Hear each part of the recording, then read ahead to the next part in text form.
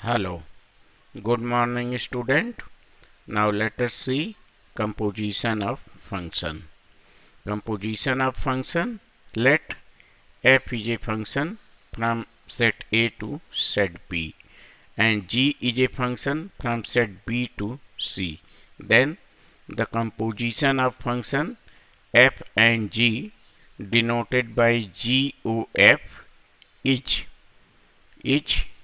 defined as function g of f such that from set A to C given by g of fx equal to g of fx for every x belongs to A.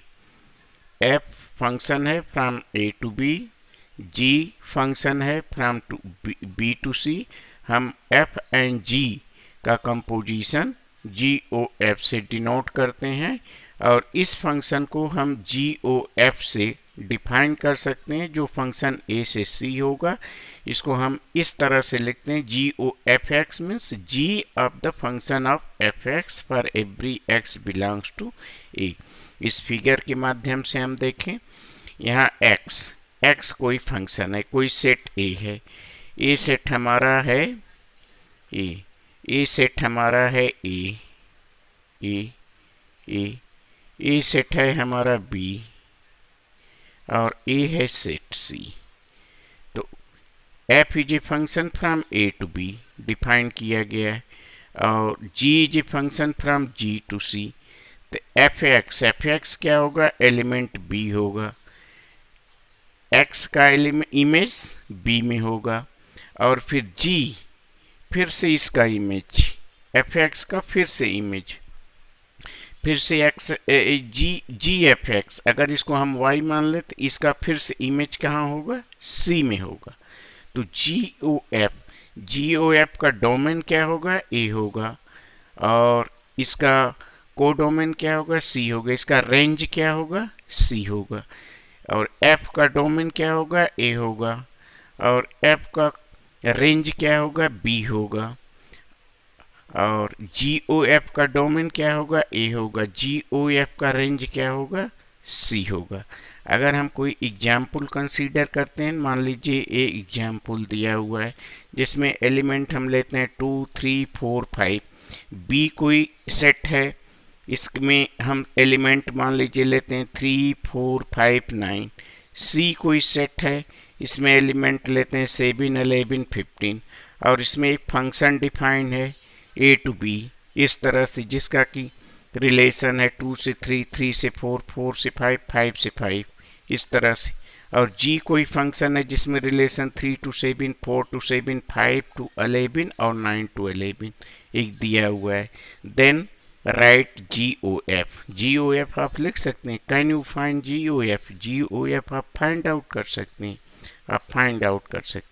कैसे, यहाँ दिया हुआ है क्या दिया हुआ है, जी O F. यहाँ देखिए 2 का रिलेशन 3 से है, 3 का 7 से है, 3 4 से, 4 का 7 से, 4 का रिलेशन 5 से, 5 का 11 से, 5 का 5 से, 5 का यहाँ 11 से. अब इसको फाइंड आउट करने के लिए हम यहाँ देखिए एक मैं एग्जाम्पल लेता हूँ. जैसे GOF2 लिखते हैं, यहाँ GOF2 लिखते हैं तो इसको एज पर डिफिनीशन यहाँ जी ऑफ एफ एक्स को हम जी एफ एक्स लिख सकते हैं.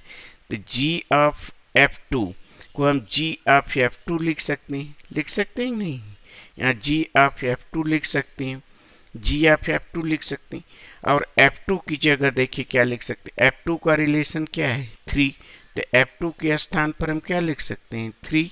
F2 के स्थान पर 3 लिख सकते हैं. अब देखिए 3 का संबंध किससे, 3 का इमेज किस में है, 7. तो यहाँ 7 आ गया. तो 2 का इमेज किस में है, 7. ए का 2 का इमेज कहाँ आ रहा है, 7. तो 2 इज द रिलेटेड टू 7. तो सीधे 2 का इसी में. In the same way you can find the image of 3, 4, 5. The image of 3 to 11 and image of 3 to 7. Image of 3 is what, to 7 and image of 4 to 11, image of 5 to 11. So in this way you can write g of f as 2 7 3 7 4 11 5 11. इस तरह से आप g of f लिख सकते हैं.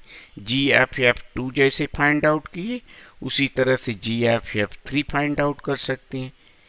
ठीक, अब हम यहाँ कोई एग्जाम्पल कंसीडर करते हैं. एक एग्जाम्पल लेते हैं. एग्जाम्पल फर्स्ट लेते हैं हम यहाँ.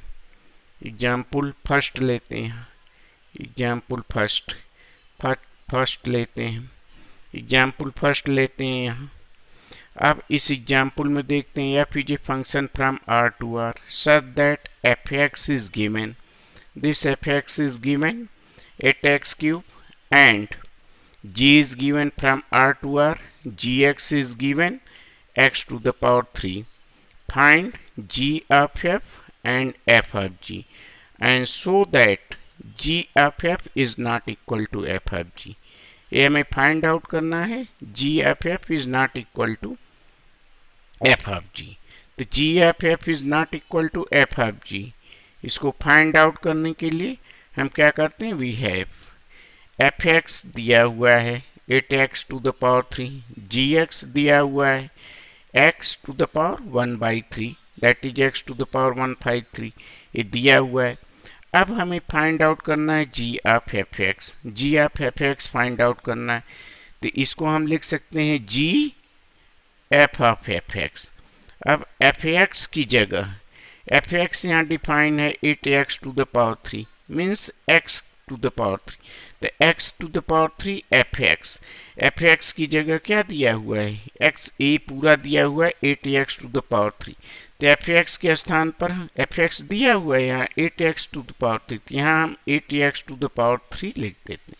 ठीक, अब यहाँ gx मीन्स gy यहाँ डिफाइन किया गया है. अब यहाँ gx डिफाइन किया गया है x to the power 1/3. तो यहाँ x इस x पर ये देखिए ये gx है तो इस x के स्थान पर x to the power 1/3 है. तो ये x का वैल्यू हम रखेंगे 8x to the power 3. x के स्थान पर हम क्या लिखेंगे 8x to the power 3. तो x के स्थान पर यहाँ हम लिखेंगे 8x to the power 3 whole to the power 1/3. तो x के स्थान पर यहाँ हम 8x to the power 3 लिखे और whole to the power 1/3 और इसको सिंप्लीफाई की. 8 का क्यूब रूट क्या हो गया 2, x to the power 3 cancel हो गया, x हो गया तो ये हो गया 2x. उसी तरह से यहाँ हो गया f of gx हो गया तो f इक्वल टू gx हो गया. अब अगर gx देखिए तो यहाँ gx क्या है x to the power 1/3.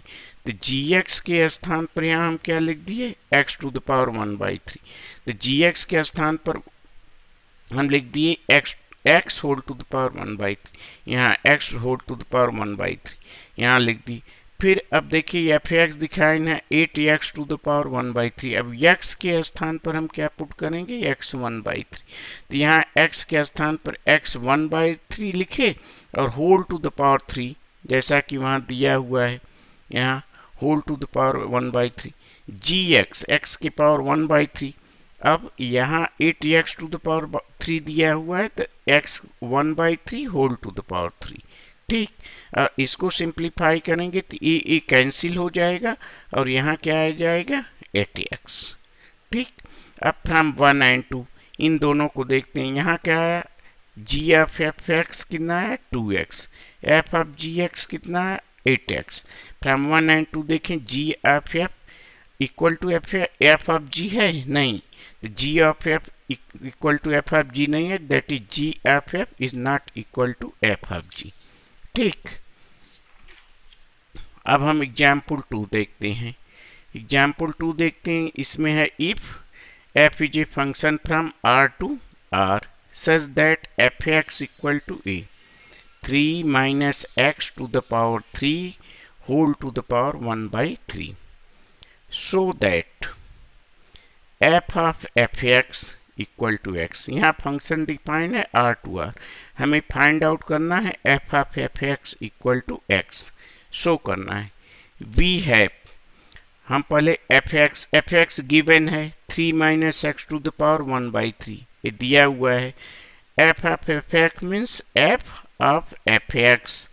अब एफ एक्स के स्थान पर क्या लिखेंगे, ये दिया हुआ है, तो सीधे एफ एक्स के स्थान पर हम यहाँ लिख देते हैं ये 3 minus X to the power 3 whole to the power 1/3, ये लिख देते हैं।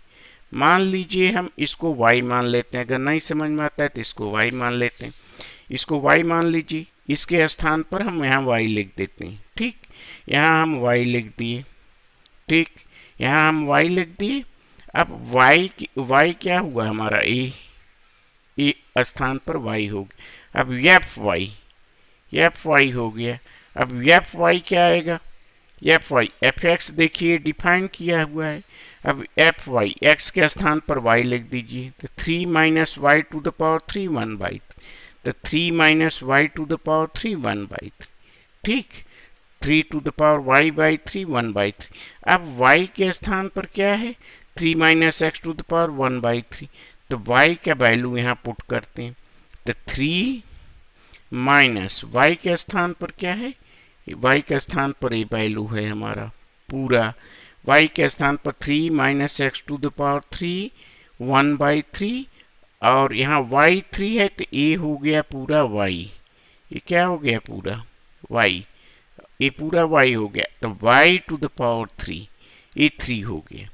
ठीक, और ये पूरा हो गया होल 1/3, ये हो गया y टू द पावर 3, तो ये पूरा y हो गया, y का स्थान पर ये रख दिए पावर 3, 3 से कैंसिल हो गया। अब यहाँ क्या बचा, 3 minus X to the power 3, तो 3 minus 3 plus X to the power 3 whole to the power 1/3। अब 3 माइनस 3 कैंसिल हो गया, तो यहाँ क्या है x, तो hence F of F X equal to x। ठीक, तो thank you, we get this।